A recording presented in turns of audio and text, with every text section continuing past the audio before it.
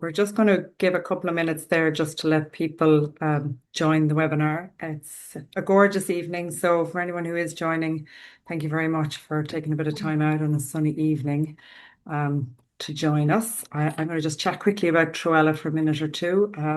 So I think everyone knows at this stage we're involved with thoroughbred aftercare, and I'm really excited about this particular topic tonight because I do a little bit of running myself, so I'm very into the nutrition now and into all my antioxidants and eating all my healthy food and getting my good source of antioxidants for recovery. So I'm interested in hearing all about the science behind it tonight. So just to introduce our speakers tonight, this webinar is kindly sponsored by ARKequine, so thank you very much, Kirsty, for that. We have two speakers tonight. We have Sarah Woods from Forte Healthcare and Kirsty McCann from ARKequine. So Sarah graduated from Liverpool, from the vet school in Liverpool, and worked in mixed practice and also in industry before undertaking a PhD in the effects of antioxidants. And then after that, she joined Forte Healthcare and she works there now as a veterinary technical advisor. And then Kirsty McCann, who I'm sure most of you will know, Kirsty graduated from UCD as a veterinary nurse and then worked in Equine Hospital on the Curragh, and then afterwards she moved. After 10 years of doing that, she moved into industry and also did some. She did some guest lecturing at UCD actually while she was in practice, and then moved into industry. And in 2021, Kirsty co-founded ARKequine alongside Richard Young of Forte Healthcare. And Kirsty manages the equine portfolio and provides the technical support for equine health and nutrition. I'm glad to say Kirsty is also a passionate advocate for retraining thoroughbreds, and she's just told me she's just after retiring one of her racehorses from racing and is now going to retrain her for dressage. So we're looking forward to seeing that horse out and about at a Treo class soon. And Kirsty also uses a lot of thoroughbred mares for use as recipients, Kirsty. I think that's right, isn't it? So I think, in fairness, you're a great ambassador for the whole Treo project. And Kirsty, you have a particular interest in oxidative stress and its effects on performance and fertility. So yeah, it's an interesting topic, something I don't know a whole lot about. So I'm looking forward to hearing more about it. So Sarah, if you want to get us started off, we have a few slides, but we're going to keep it conversational. And if anybody on the webinar has any questions, just pop them in and we'll ask them as we go along. And just last thing as well, given the nice weather, we'll try and wrap up a little bit early so everyone can get out on the patio for a little glass of wine or a G&T or something like that before the weather goes. Large G&T. Large G&T. That's it. Oh, brilliant. Well, thank you for your introduction. Yeah, I'm Sarah, and it's great to be here tonight, and thank you for your time. It's very hot and lovely weather, as Andrea said. So I've just got a few slides, but it's really going to be very informal, so we can just talk about things as we go along. So and Andrea's introduced me, so I won't go into all of that, but we're really aiming to bridge the scientific gap between the research and the practical management, what this sort of means in terms of practical sense, the oxidative stress. So there are a few slides, but stick with us because there's going to be a lot of talk at the end just generally. So oxidative stress is a term that we hear quite a lot. I'm just going to try and see if I can minimize. There we go. Often in veterinary medicine, it's increasing a lot, but what does it actually mean in practical terms? So oxidative stress, we're going to look at oxidative stress, what free radicals are, how oxidative stress relates to inflammation and disease, and how it's measured, because that's quite important, and what this actually means for horses as we manage them sort of on an everyday basis. And then we're going to look at specific problems that horses get. There are 4 case studies at the end, but I think probably as we go along, we'll probably have talked through most of them anyway. So the research on oxidative stress is relatively recent. There's hundreds, if not thousands, of papers on it, but there's much more new science coming out all the time, both in human and animal medicine. So the concept of it was first introduced in 1985 by Mr. Size, and his research improved our understanding enormously in the role of antioxidants and oxidants in the body. And this was highlighted really the renewed interest in the second international conference on antioxidants, which was in Italy. And many professors and human research scientists as well presented their findings. So in very simple terms, oxidative stress is an imbalance between free radicals, which are biologically unstable molecules in the body, and antioxidants. So there's this imbalance really, and that's what it is. Free radicals are produced during normal processes in the body, but they're normally balanced by antioxidants. So to understand oxidative stress, we also need to understand free radicals. And free radicals, as I mentioned, are unstable molecules. They are produced normally during normal metabolism, but they have a lifespan of only a fraction of a second. And technically, they're one or more unpaired electrons, but we don't need to worry too much about that. We need to just focus on the fact that they're very, very unstable, and they need antioxidants to mop them up. They're generated every time cells use oxygen to produce energy. And in small amounts, they're very useful, and they play important roles in immune defense and cellular signaling. Problems arise when there's too many, and the body is unable to sort of balance them out. And this is when they can actually become problematic. So a brief increase in free radicals is fine, and that's part of normal physiological response. But when it's sustained and they're not balanced with antioxidants, then it becomes a problem. So where do we get these free radicals from? There's a variety of sources. They can be from internal sources, which are endogenous sources. And you can see on here all the different areas here: inflammation, infection, aging, stress.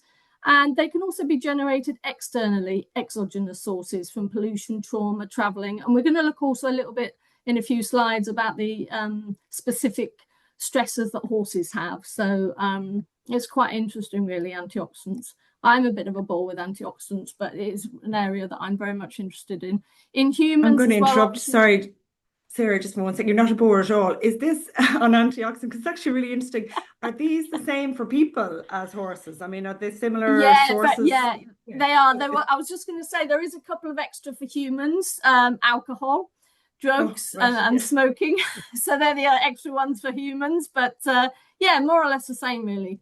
Certainly modern day husbandry practices in horses, that's one. And obviously people living in very stressful conditions, that would increase your free radicals. Okay. So thank you for that question. That's great. Please do, keep the questions coming as we go along. So this looks a little bit complicated, but it isn't really. What it's saying that free radicals can damage important structures in the body. So they can damage proteins, fats, DNA, and when they're damaged, they lose their structure and function, and then their actual biological path and function can be altered. So this can have devastating effects on their functions, like enzyme activity, cell signaling, and that sort of thing. So basically, when lipids get damaged, they can disrupt sort of what enters and exits the cell. And similar proteins, when proteins can get misfolded, that can be problematic. And this can create a chain of reaction of cellular damage. And of course, we know with DNA damages, then that can lead to DNA mutations as well, and tumor progression. So all of this combined can contribute to many different problems. And in horses, this may contribute to things like muscle fatigue, delayed recovery, tissue inflammation, joint degeneration, and obviously potentially reduced performance as well.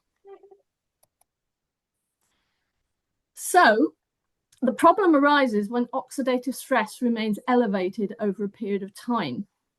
And if it's continually sustained, the body becomes out of sync with high levels of free radicals. And then we can get chronic inflammation. And chronic inflammation is important because the reason this is very important is oxidative stress and chronic inflammation is now implicated as being a major contributory factor in a variety of many different diseases, especially those of an inflammatory origin. And this is especially relevant if horses exposed to repeated physical or psychological stresses, as I've mentioned before, but also things like intense competition, poor recovery, chronic pain, illness. And chronic oxidative stress has also been associated with inflammatory airway disease, gastric ulcers, arthritis, and neurodegenerative conditions as well. So it's really that level of persistent high level of free radicals and oxidative stress, which aren't counterbalanced with antioxidants, then we have a problem. Sorry, Sarah, can I ask you, when you say a prolonged period, Yeah. are you talking like a few days, a few weeks, a few hours? What would be constitute a Yeah, I prolonged mean, period it for a obviously, horse? that's a very good question. Thank you. Yeah, it obviously depends on the actual animal themselves, because some animals can come down from that stress level a bit like people, whereas somebody's chronically under stress. It's difficult to put an exact timeline on it though, but we're sort of talking really not a day or two, sort of longer periods of whatever when Okay. that stress is sort of high level and continual, and that then we've got issues then, because we've got a lot of inflammation, we've got a lot of oxidative stress, and these two terms are quite interchangeable as well, in the sense they're not interchangeable but they're quite related. Okay. So in simple terms, inflammation itself generates more free radicals, although some inflammation is good because it's part of the normal bodily physiological process, but when we get too much inflammation, then it generates more free radicals. So if this isn't brought back down to sort of a balance, then we can get a perpetual inflammation further, and then it becomes a sort of vicious cycle, really. Stress or Okay. injury can occur. So is it just the body's sort of own natural ability to manage the stress becomes overwhelmed then, that kind of thing? That's it. Yeah. Okay. So to say, inflammation and oxidative stress are intricately linked. And this is actually quite important, because the World Health Organization has stated that diseases with an inflammatory origin pose the most significant threat to human existence and are projected to be the leading cause of death in the US in the next 3 decades. So the inflammation and the oxidative stress, that's a key thing just to remember, that they're very intricately linked. And they can really lead to a lot of these different diseases that we see up. Can you see my cursor here? Yes. Yeah. So they can lead to all these different diseases, which we are going to touch on a little bit. We're not going to go through all of them, but obviously there's a lot more information. There's also a lot of studies at the end of the few slides that I've got here. How do we measure oxidative stress? Because free radicals are so highly reactive, there isn't really one single measurement. So we need to do a variety of different tests. So we could measure products of oxidative damage, and we can measure antioxidant enzymes, so the enzymes that are actually in the blood or plasma. We can look at the total antioxidant capacity in the body. That could be on tissues as well as blood and plasma. And we can also look at the redox sensitive biomarkers, so the reduced glutathione and oxidized glutathione ratio. I don't want to spend too much on that. There is a reference there. So obviously if you want any more information, but just to be aware that there's no single measurement because they're so highly reactive. We have had a question. I'll just come because it's got to do with that, Sarah. So we have a question asking, can you test for them, which you've identified that you can, but Yeah. because of their transitory nature, are they potentially hard to identify? So this person is asking, are you best just to sort of load your horse with antioxidants, or can you overload? Can you overdo it with antioxidants? So maybe that's a Well, question for you and Kirsty. like anything really, I mean, you can with the type of animals that we have now, they are under a lot of stress. So I mean, if for example we take selenium as an example, you can give too much selenium and then you can get selenium toxicity. So with anything there needs to be a balance. I don't know whether you want to add on to that, Kirsty. Yeah, no, selenium is the one that we'd always just keep an eye on, especially if, certain areas of Ireland we know are high in selenium. So we'd always be quite conscious of the total forage intake. And then if we're adding in selenium into the diet, that we're not hitting those levels. But, other things like vitamin E, they're quite safe. So, we wouldn't have too much concern as to getting to Yeah. toxicity levels with the likes of that. Yeah, I was reading actually in Ireland there are obviously the soil is dependent on the selenium, rather is dependent on the soil, and areas differ quite widely into different areas of selenium, and some areas are deficient, some soils are deficient in selenium, and some have too much. So that's also a consideration as well. But it's also to be aware of the signs of selenium toxicity, which I don't know whether you ever see that, Andrea, do you?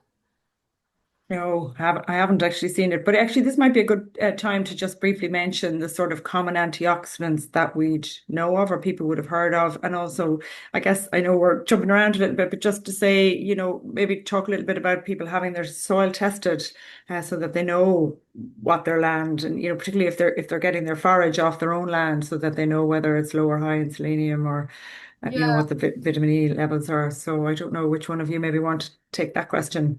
Well, like, if I could just sort of ask you firstly whether that is actually done though in terms of selenium. Would you know of anybody in Ireland that does test their sort of forage for Oh, selenium? yeah, there would be Yeah, soil testing done. The yeah, Equine Centre would do quite a bit of it, wouldn't it? Forage testing. yeah, Oh, right, okay. yeah. So we would always recommend people would soil test and potentially grass test and forage test.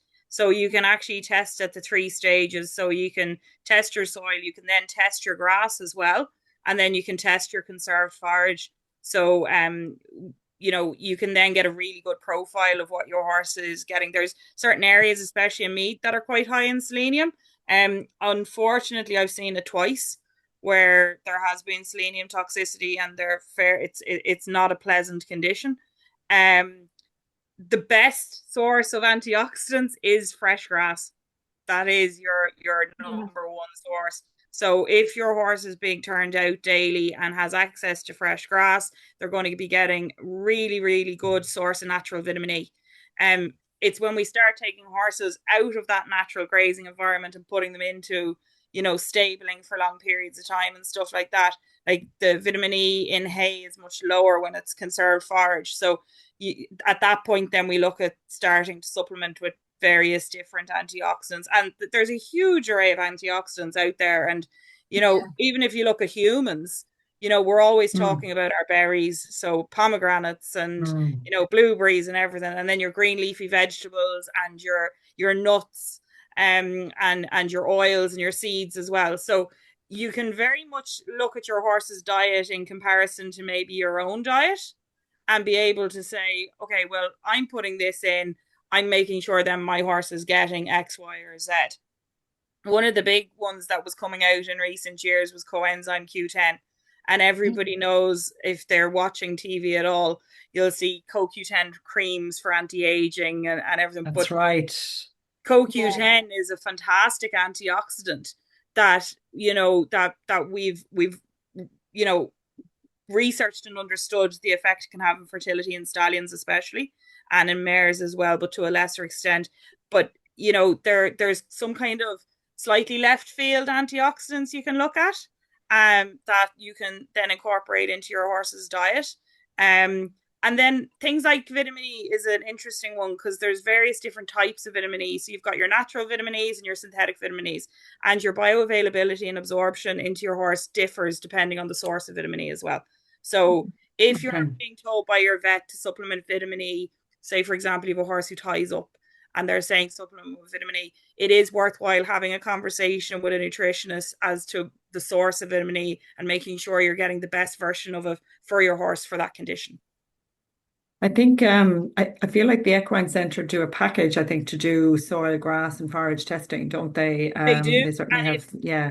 As well, I don't know if we've any breeders on, but if you remember the ITBA, they do a massive discount. So I That's think right. Yes. the entire kit, like testing, could be about €900 for like complete hygiene, soil, water, everything. But I think if you remember the ITBA, it's down to about 295. I think you're right. Yeah, I think I saw that from the Equine Centre. It is nearly worth the €50 to join the ITBA. And, yeah, and then you can get the discount. Yeah. I mean, it's a really good thing to do because Ireland, it's a really good point. And I suppose, Sarah, you're not maybe as familiar, but there's such a difference. Like selenium, I've never seen selenium toxicity, but in Ireland, I've always worked in Tipperary, and but there's a huge amount of issue around here with copper and molybdenum, because the soil is quite high in molybdenum, so it ties up all the copper. And I did have a case one time of a client who had, a bunch of ponies ending up with really high liver enzymes, and it turned out to be a soil issue because they went onto grass that was replanted after being used for tillage for a long period of time. So having that soil tested and your forage and your grass tested is actually a really useful thing, because then you know And if you there's not, need there's a supplementation or team. not. There's a team in the equine centre led by Alan Crichton, and they give really, really good advice. And their reports are excellent as well. And just one other question before, sorry, Sarah. So could I just ask a question while we're on the testing? How often would they recommend the test the soil? Would it be annually? Every 3 years. Oh, every 3 years, yeah. Yeah, it is kind of your kind of best practice, really. But you can potentially test more frequently. For example, like stud farms might test more frequently because they might do a hygiene in certain paddocks if they've had issues with maybe rhodococcus or something. They can test it. Like there's so much you can test. I had a racing yard I was working with that had a lot of respiratory issues, and we actually traced it back to the soil. So, really? That's interesting. Yeah. And tell me one last question now before we move on. In terms of hay versus haylage, is there a difference in the level of antioxidants? Is haylage better, or is it no different? The drier it gets, the lesser it's present. It's an age-old argument: is hay or haylage better for your horse? The big thing for me would be hygiene. So a clean hay, or a clean haylage, it doesn't really matter as long as you're feeding a correct amount. And again, that can be worked out for you by your nutritionist, or a lot of feed companies offer that service to give you guidance on that. But the hygiene of the forage is so important. Now, the quality of the forage, like we'd often maybe have laminitic ponies and things like that, where we'd be saying you really don't need a very, very good forage for them. It still needs to be a clean forage, but it doesn't have to be super high in digestible energy, super high in protein, So having the right forage will do an awful lot for you. I always tell people I work with, start with a good forage and we'll build on top of that. But the best money you'll ever put into your horse is your forage over anything else. I feel like in every single webinar this week, we always go on about having good quality forage, and it's so true. It really, it's the basis of your, it's the basis of your diet, I guess. So anyway, Sarah, sorry, we'll let you continue on. Yeah, no, so can't be underestimated food. You are what you eat to a large extent, aren't you? That's true. So that was a lot of information. Are we all still here? Hopefully we are. And everybody's still with us and not signed off. So with oxidative stress, the important thing to remember really is that it's not just a laboratory concept. It's got real implications for horse health, welfare, recovery and performance. So now we come on to the stresses in horses and what they sort of face on a day-to-day basis, because in a natural environment, obviously horses often graze for up to 16 hours a day. They're able to move wherever they like, mate whenever they want, and basically associate with whatever their friends are and move around. In domesticated horses, of course, their natural behavior is modified to a greater or lesser extent, and as a result, really, they can experience many different types of stresses. And there's just a few examples on here, but excessive strenuous exercise, illness or injury, sales. Horses find going to sales very stressful. An unbalanced diet, we're talking about nutrition and an unbalanced diet. Isolation as well can be a problem for some animals, and obviously individual animals cope differently with different things, but generally these are sort of what areas horses will find stressful. There's many different studies on these, and there is a QR code at the back with lots of references on. And as I say, there's more and more studies being produced and researched every day and written up. So, but I think there's about 11 at the end of these few slides. So if you wanted to take some picture and just have a little bit more information. So I don't know whether you want to add anything to that, Kirsty or Andrea? If we bring it back to what we're here for, Troella, is when we take these horses out of training, they're very much used to a routine. They're very they get into their routine, they like their routine, and then maybe we're taking them into a yard where there's a lot more going on throughout the whole day. Everything's not finished riding out by 11 or 12 o'clock. You're bringing them out at different times of the day. So I think it is a very stressful changeover period for them, Andrea, where they're having to get used to a lot of very different things. So it is probably a period in their life or in time where a little bit of extra support probably does help them a little bit. I would agree. I suppose I'm going through I've done it a couple of times now, but I'm going through the experience of taking a horse out of training, and retraining him. And the first time you take them to everything, if you take them to a training session or a lesson or a clinic or a show or whatever, it's quite stressful for them because they're used to going everywhere with other horses, they're used to doing everything with other horses, and often the first few times they go out, they arrive and they're trembling and they're shaking, and there is a lot of stress, and I think it can actually take for, quite a few horses, maybe 2 or 3 months for that adjustment period, maybe even a bit longer. When you talk about that prolonged stress, Sarah, rather than, going on past a day or two, if they're worrying about their new environment and trying to fit in their, get used to not doing everything with a whole bunch of horses, that probably is a prolonged period of psychological stress. So, and I know it's been brought up in previous webinars that often horses, when they come out of training as well, they're often slow to eat, so they may often be even slow to eat grass, if they're used to training, they're not used to being out grazing and they're running up and down the fence worrying.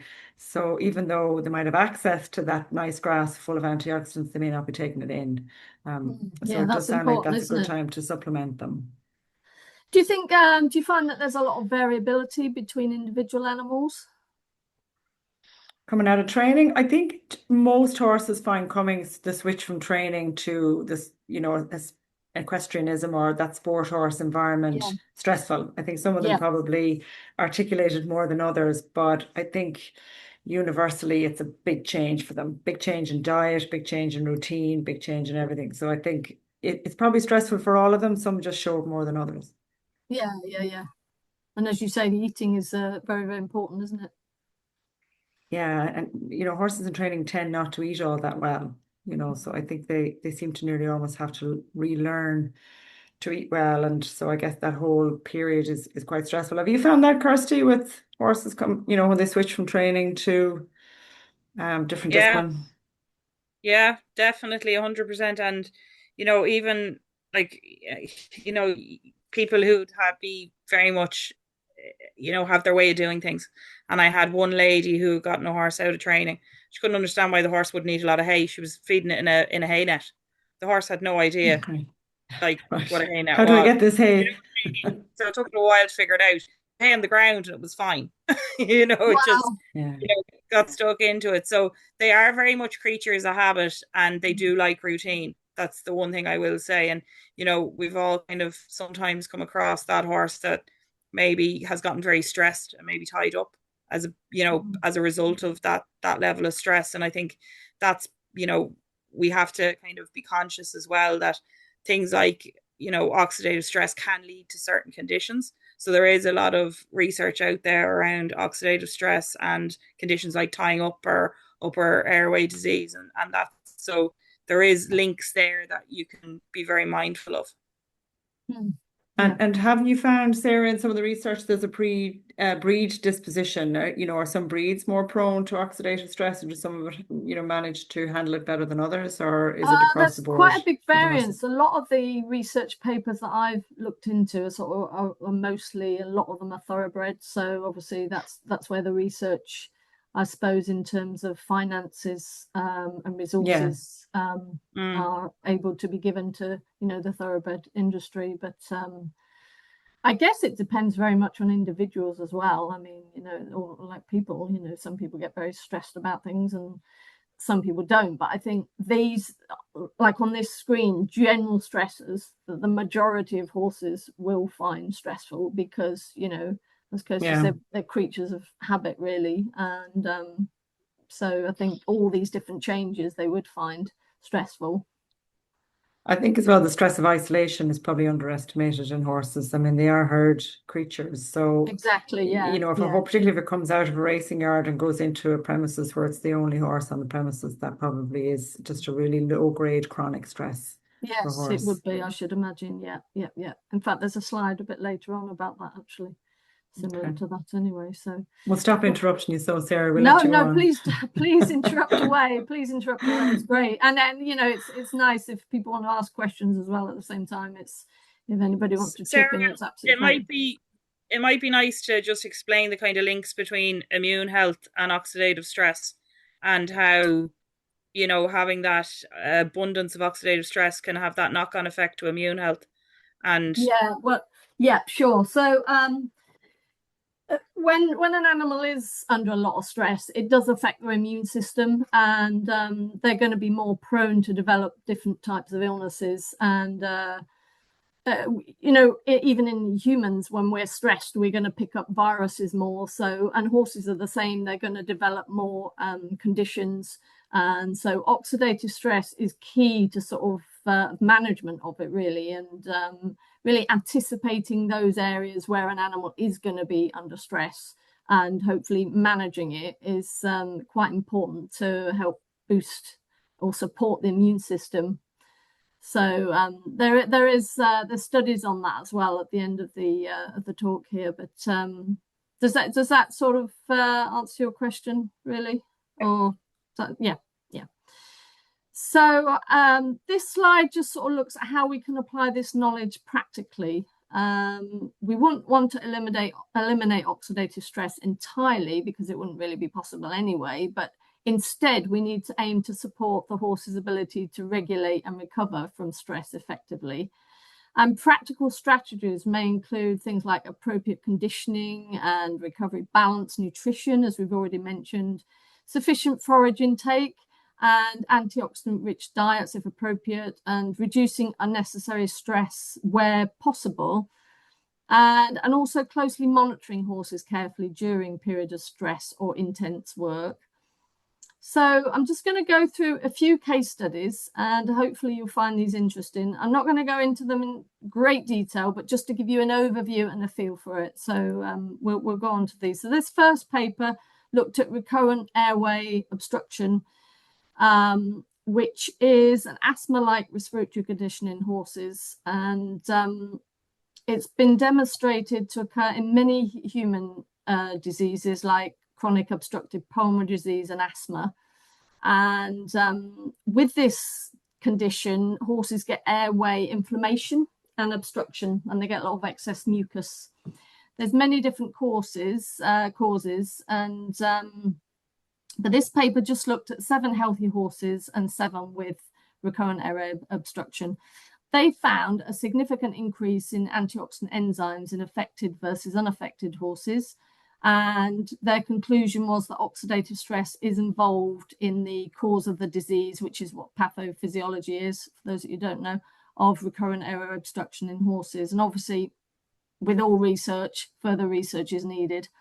But they did say also as well, antioxidant therapy could benefit horses with recurrent airway obstruction. I know whether you want to add anything, Andrea or Kirsty, to those.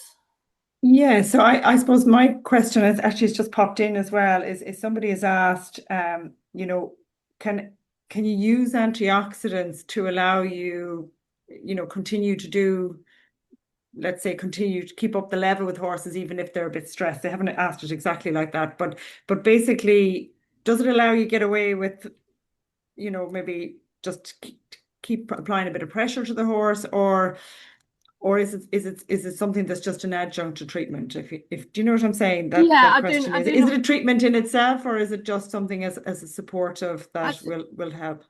Thank you. That's a very good question. I think it very much depends on the individual case. But when animals are under a lot of oxidative stress, they have an excess of these free radicals. So if you're providing antioxidants, they're going to help mop up these extra free radicals. So obviously each case is different, but certainly if they are stressed, then antioxidants will help support that and help support their immune system as well. That might shorten the recovery which is going to be shot, isn't it? Yeah. Do you want to add anything to that, Kirsty? I just think it's interesting that the times that we've used, maybe horses have been on a lot of medication, and we've then supported them while they've been on medication with extra antioxidants in the diet. So I know there's a lot of research in the human side, Sarah, about having plenty of antioxidants in your diet if you're on various different types of maybe non-steroidal anti-inflammatories or antibiotics. Yes, Yeah, it often comes around to that question, doesn't it, about, why people in hospitals are fed really bland, unhealthy food, and they're in hospital trying to recover. I know that comes up quite regularly. So I suppose it's that concept, isn't it, Sarah? I think also, and it's also keeping the microbiome as well. Sorry, I've just had a child and a dog tear into the room here.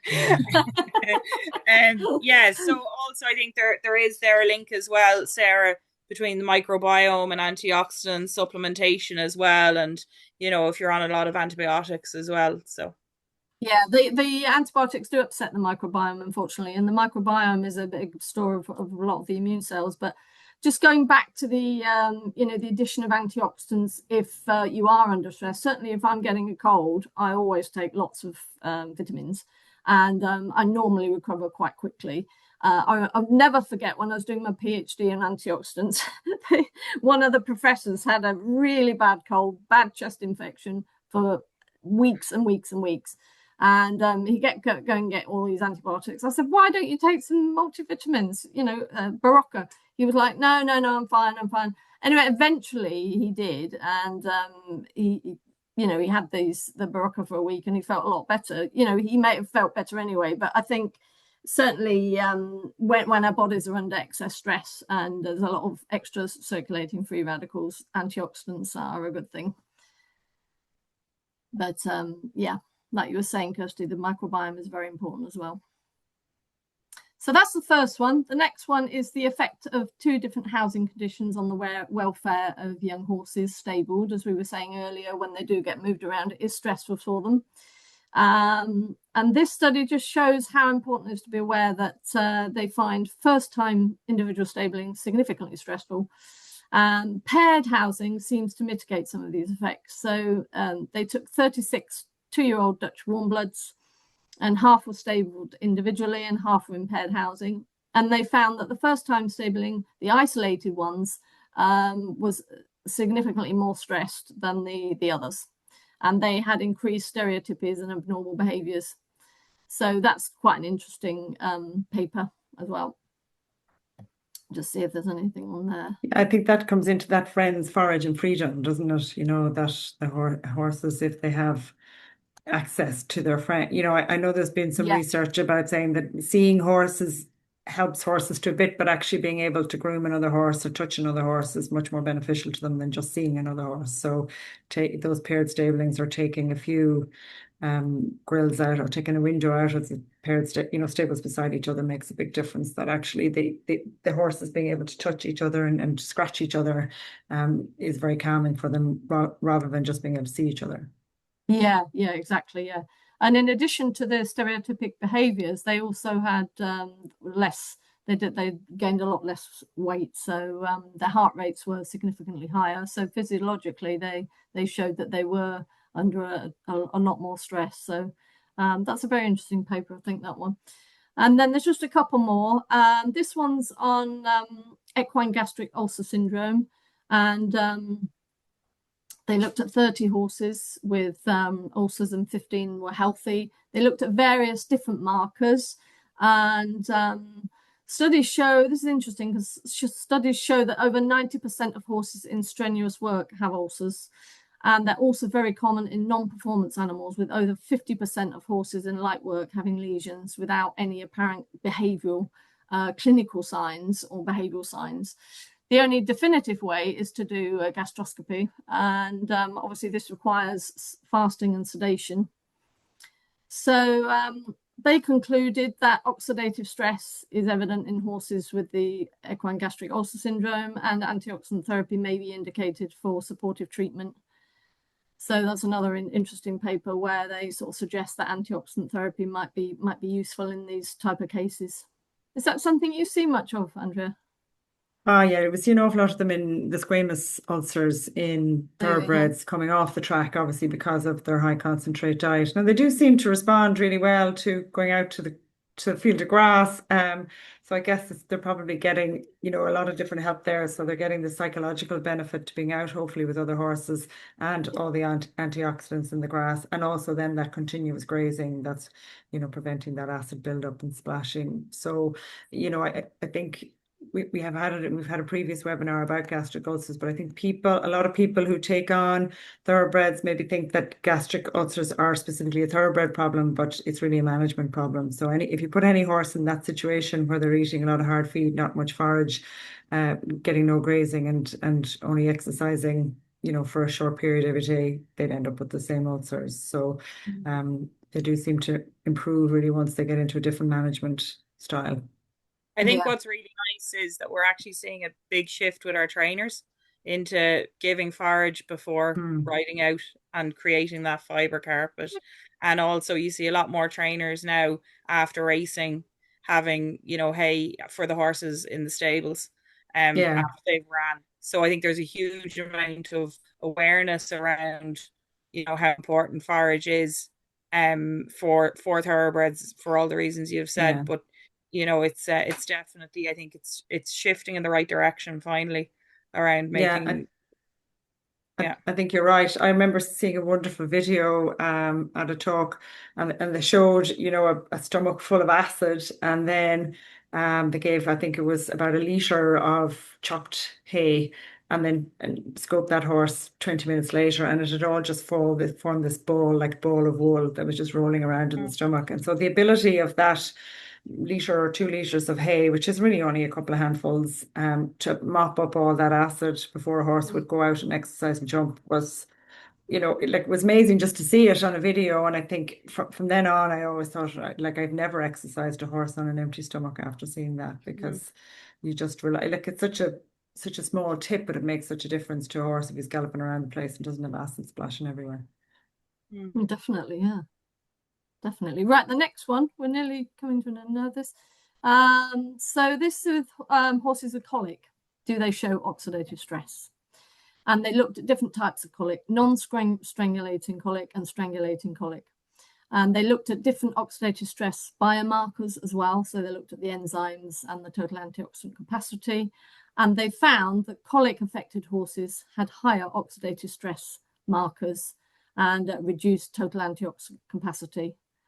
So they concluded that there's significant association between oxidative stress and the biomarkers for it and colic in horses. So that also specific biomarkers may have prognostic utility. So it might be useful to look at some biomarkers when we're talking about oxidative stress. I don't know whether it's something you currently do, Andrea.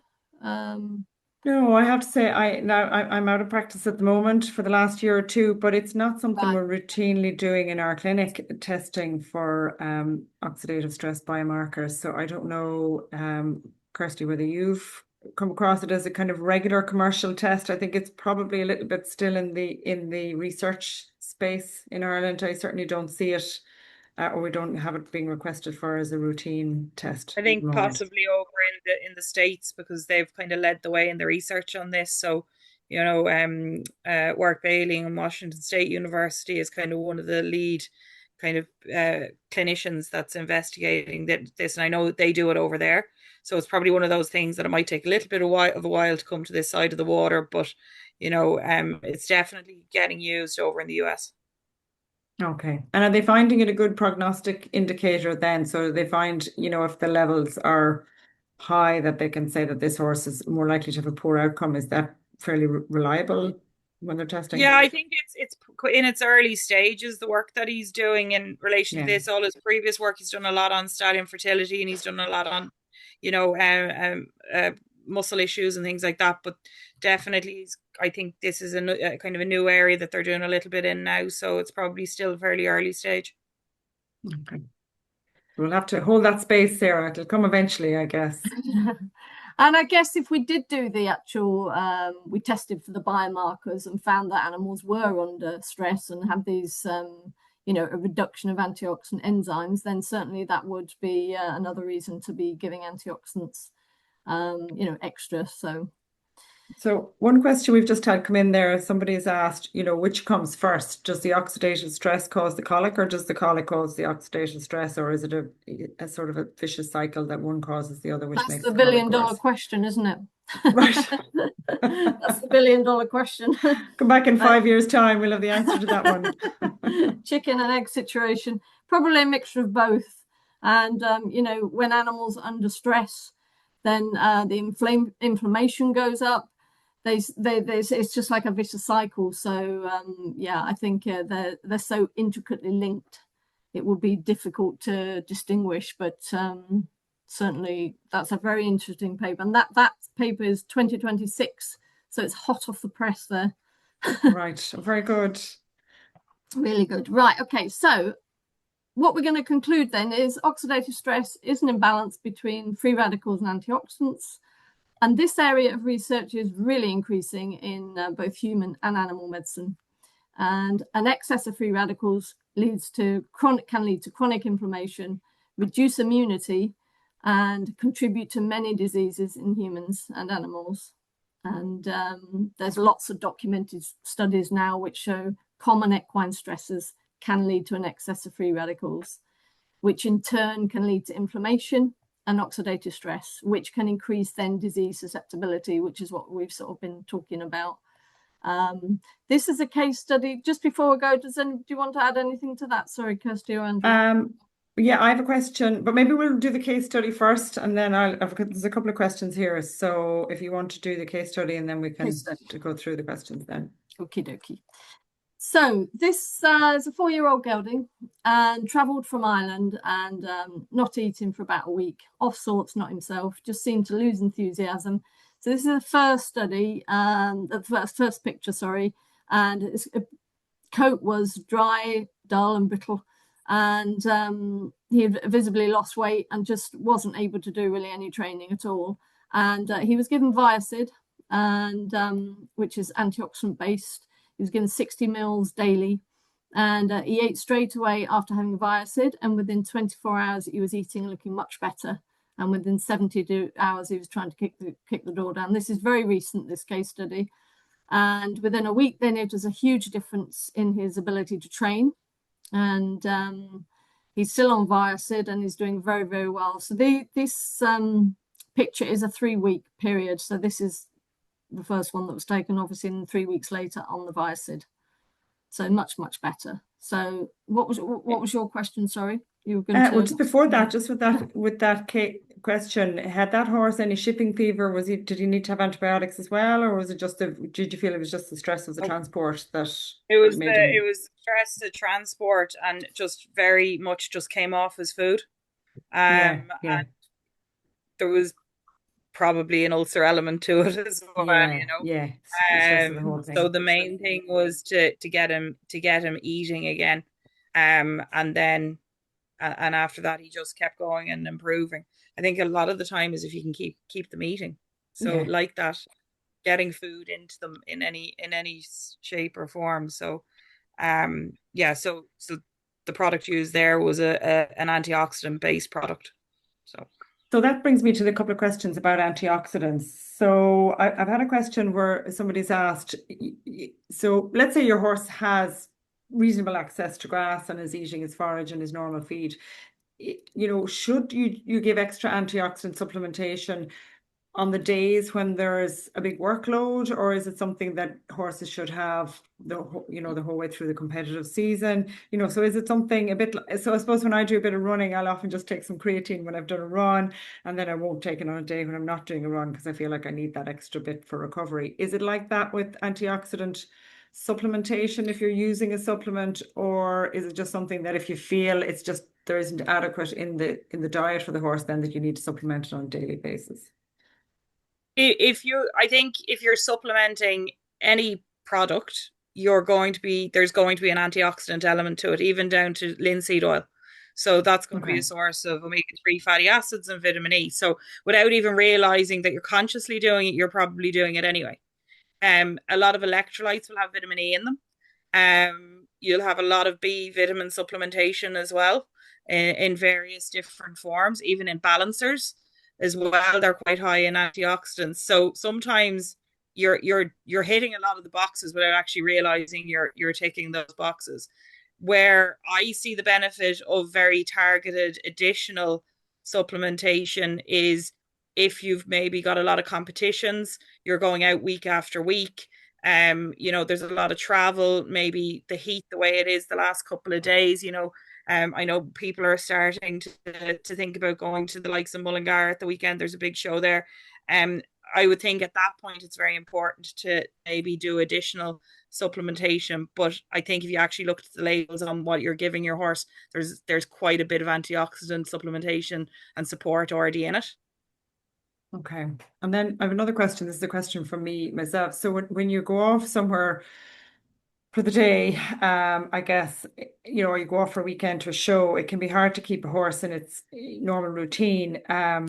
And often they'll stand for hours in a box and they might be nibbling at a bit of hay, or they might just be out for a pick of grass around the box for a few hours. Have you some tips to keep that horse, to keep the nutritional intake into that horse, not just from an antioxidant perspective, but just overall, just to keep the nutrition high in that horse so that they don't suffer too much stress, so that they're not coming out after a show then off their feed, or they've missed out on that feed. So what would your tips be on that? I always try and say keep things as normal as you can and as similar as you can. A good tip I'd often tell people is maybe even something with their water is maybe putting a drop of Ribena in their water at home, or a bit of apple juice or something. And then when you go away to a show, maybe you're away on site for a couple of days, just to keep them drinking, to keep the taste similar. You can do that, or you can bring water from home. So sometimes we'll have horses that will go to maybe a different site and maybe it's chlorinated water, whereas they're at home, they're on a lovely well. And sometimes if you just mask it a little bit. Yeah, that's a really good point. Never heard that tip before. No, that's a really good tip. And will they drink water with a bit of Ribena in it, Kirsty? Yeah, once they get used to it. Do they? Yeah, so the sweet tooth horses, I suppose. Yeah, so like the flavors that horses love are blackcurrant, aniseed, and vanilla. They just bit of Pernod in the water. Bit of Pernod in the water, exactly.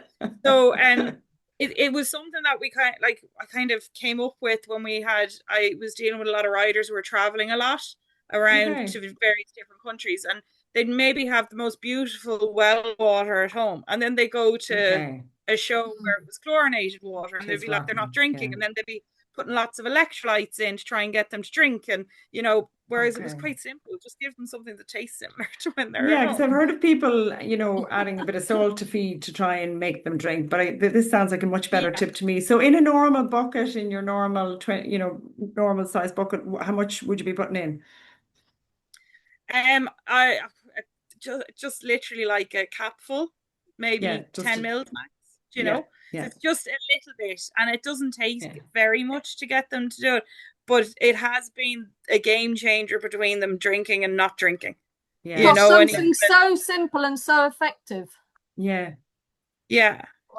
So like we don't, people would maybe give a bit of table salt, so a bit of sodium chloride, turn on the thirst response, make them drink.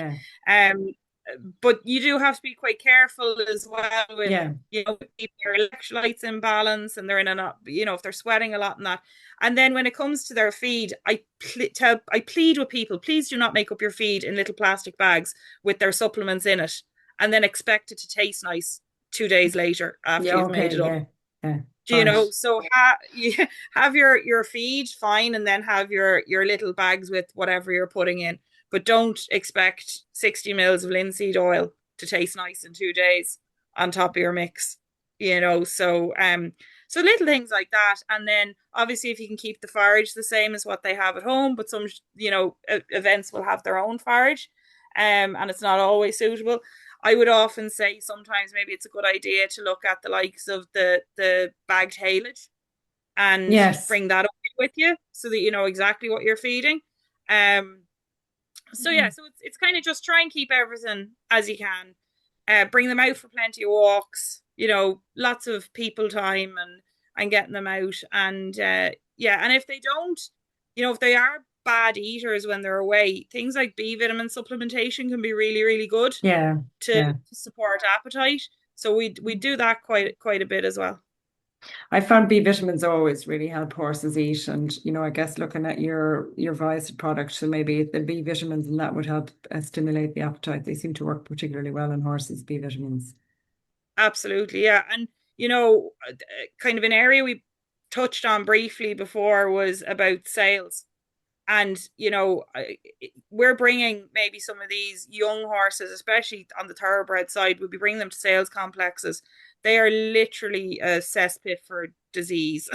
And you've got an awful And lot of stress. immature and stress as well, but you've got an awful lot of immature immune systems together. It's a bit like kids when they start in Yeah. preschool. Everybody gets it.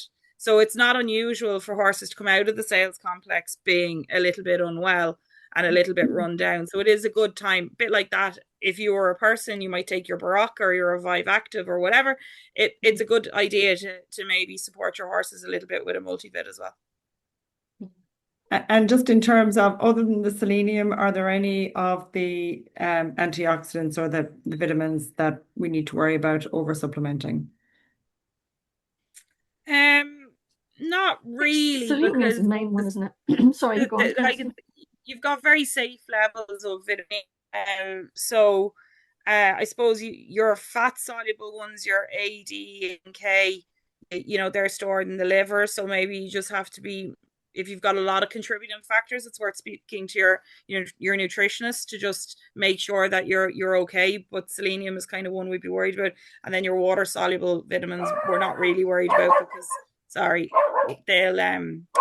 they'll expel them anyway in their urine, so we don't have to worry about that so much.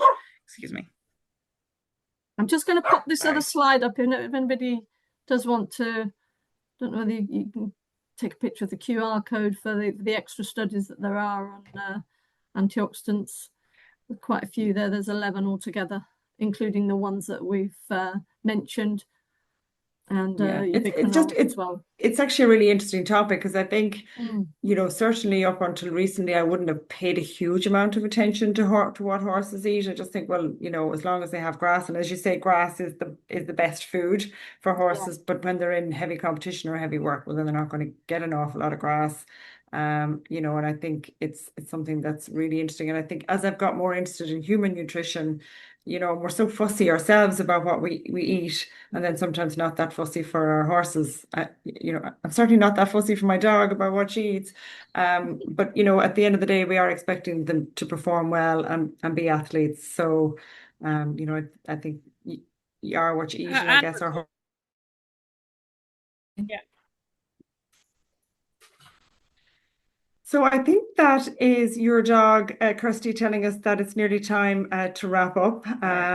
We've whistle stopped through that, actually. So I don't think there's any more questions there. I think we have them all filled in, which means we probably will get time. I think the sun is just about going down outside the window here, so we will get time to get out for that gin and tonic or that glass of wine. But I found it really interesting. I think it's one of those things that once you start to think about what your horses eat and the stress they're under, and particularly since I've just embarked on the journey of retraining a thoroughbred, and I think that probably is an extremely stressful period for them, and anything we can do to help them through that, and just even recognize the stress and be supportive of the horse, and just give it that bit of time and that support, and try and get it out in grass as much as possible, all really helps. So thank you very much for your time, everyone. We will have the recording up on the website, and we'll be sharing it. I'm sure ARKequine and Forte will be sharing it as well. So hope everybody enjoys the rest of the good weather. Thank you very much. Thank you. Thank you. Thank you. Bye.